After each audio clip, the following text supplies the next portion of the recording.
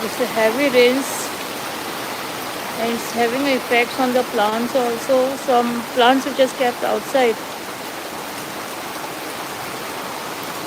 will get drenched in the water.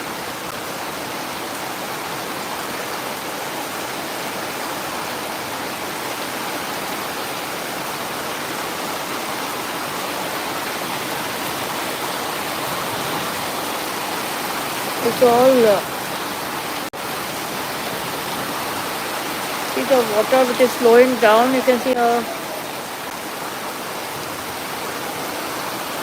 some plants which are not require too much of rains that are also getting wet, and you have to see now how to take care of them. Water is also getting accumulated in the pots,